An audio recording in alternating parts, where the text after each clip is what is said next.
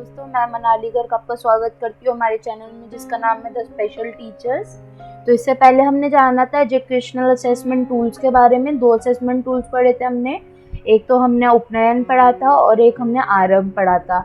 आज हम नया टूल पढ़ेंगे जिसका नाम है FACP, functional assessment checklist for programming. तो फिर जानते हैं ये किन्होंने डेवलप करा था। ये डेवलप किया था विजय लक्ष्मी रेड्डी, जयंती नारायण, शेख सलीम, के सुलेमानी, वी पद्मा ने NIMH सिकंदराबाद 1994 में। ये चेकलिस्ट प्लानिंग के लिए यूज़ होती है बच्चों के लिए, और असेस करने के लिए भी यूज़ होती है कि प्री प्राइमरी से प्री वोकेशनल लेवल तक। ये इसके अंदर 7 चेकलिस्ट अवेलेबल है और हर एक चेकलिस्ट एड्रेस करती है डिफरेंट लेवल चाइल्ड की एज के अकॉर्डिंग और उसकी फंक्शनिंग के अकॉर्डिंग।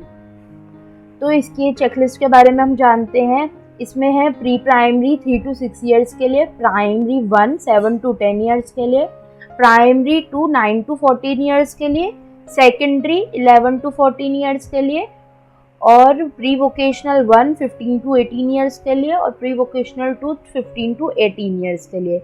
और हर एक चेकलिस्ट के अंदर आपको 5 डोमेन्स मिलेंगे: personal domain, social domain, academic domain, occupational domain, recreational domain. अब हम इसके बारे में थोड़ा और जानते हैं। The skill required at each level has been selected carefully and written objectively, excluding care group. इसमें एक केयर ग्रुप भी होता है जो अलग चेकलिस्ट में आता है, उसे हम PMR भी बोलते हैं, प्रोफाउंड मेंटल रिटार्डेशन। वो लो एबिलिटी ग्रुप होता है जो बेड रिडन होता है मैक्सिमम।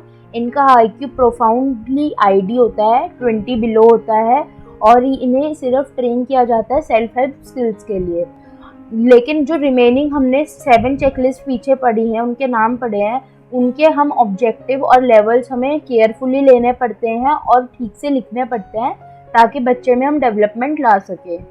तो जब इसका एवेल्यूशन किस तरीके से होता है, इसमें प्रमोशन किस तरीके से होता है, जब बच्चा 80% सक्सेस कर लेता है किसी गिवन लेवल पर, किसी भी टास्क पर जहाँ पर बच्चा नहीं कर पा रहा है, अगर वो 80% पूरे उसमें अचीव कर लेता है तो हम उसे प्रमोशन करने के लिए सूटेबल हो जाते हैं, हम उसे प्रमोट कर सकते हैं।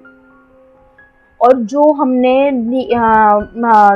लेकिन जो रिक्रिएशनल डोमेन है वो काउंट नहीं होता प्रमोट करने के लिए, बिकॉज वो इंटरेस्ट बेस्ड डोमेन होता है। वो इंटरेस्ट में काम आता है, बच्चे की लेजर एक्टिविटीज़ में काम आता है। इसकी FACP की स्कोरिंग कैसे होती है हम जानते हैं। हम प्लस डिनोट करते हैं अगर बच्चा विदाउट हेल्प टास्क परफॉर्म कर पा रहा है। हम C डिनोट करते हैं ओकेजनल क्यूज़ के लिए। ओकेजनल क्यूज़ मतलब कभी कभी बच्चे को हम मदद कर रहे हैं, कभी कभी नहीं, बच्चे को जो ज़रूरत है। हम नॉट एप्लीकेबल डोनेट कर रहे हैं कि बच्चे को हमने उसके ऊपर लागू ही नहीं होता है।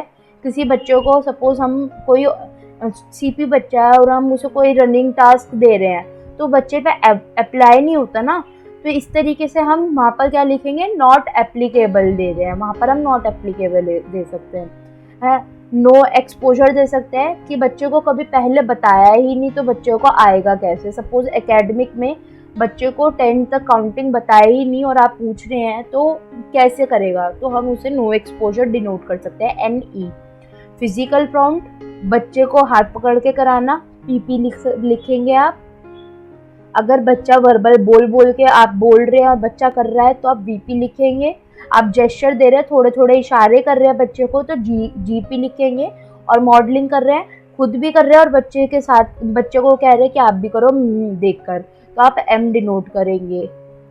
तो एक रिक्रिएशनल का स्केल अलग होता है, रिक्रिएशनल की रेटिंग अलग होती है।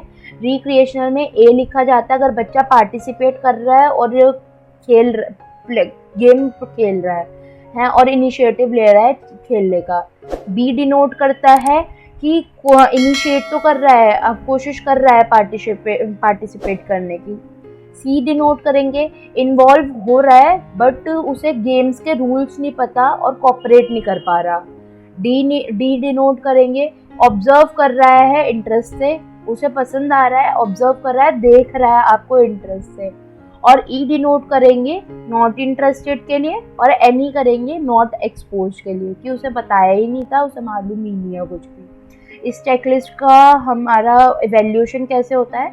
The checklist provide for periodic evaluation, generally teaching goals and objectives as quarterly, once in a 3 month, and the progress is evaluated at the end of the quarter, as it assumes that child stays for a maximum of 3 years in a given level of checklist recording and evaluation data will be done over a period of 3 years. तो इसमें कहा गया है कि जिससे इसमें हर 3 महीने बाद बच्चे का इवेल्युएशन होता है। सपोज हम इसी में से गोल ले लेते हैं, इसी में से हम लोग बच्चे को एक गोल लेते हैं, बच्चे की प्रोग्रेस देखते हैं। जैसे कि हम बात करें कि हर 3 महीने में बच्चे का हम लोग इवेल्युएशन करेंगे। हमने कोई भी गोल लिया है बच्चे का, हम हर 3 महीने में इवेल्युएशन करते हैं और देखते हैं कि बच्चे में किस तरीके से प्रोग्रेस हो रही है। और मैंने आपको एजुकेशनल असेसमेंट के बारे में भी बताया था जब, तो मैंने कहा था कि हम अगर हमारा प्रोग्रेस नहीं हो रहा है, ये कहीं पर भी लैग कर रहा है, तो हम लोग अपनी टेक्निक्स, अपनी टीचिंग स्ट्रेटजीज चेंज करेंगे, अपने मटेरियल्स में डेवलपमेंट लाएंगे, ताकि हम इसको यूज़ कर सके बच्चे की डेवलपमेंट में, बच्चे का इवैल्यूएशन में, बच्चे के लिए फ़ायदे के लिए, बच्चे के फ़ायदे के लिए। और इसमें कहा गया है कि हर एक चेकलिस्ट के रिकॉर्डिंग और इवैल्यूएशन डेटा, टोटल 3 साल बच्चा एक क्लास में रह सकता है, एक लेवल पर रह सकता है, और पूरे 3 साल में, और पूरा डेटा इवैल्यूएट होगा आपका 3 साल बाद। Thank you. अब हम नेक्स्ट वीडियो में जानेंगे और असेसमेंट टूल्स के बारे में। तो stay tuned with the special teachers.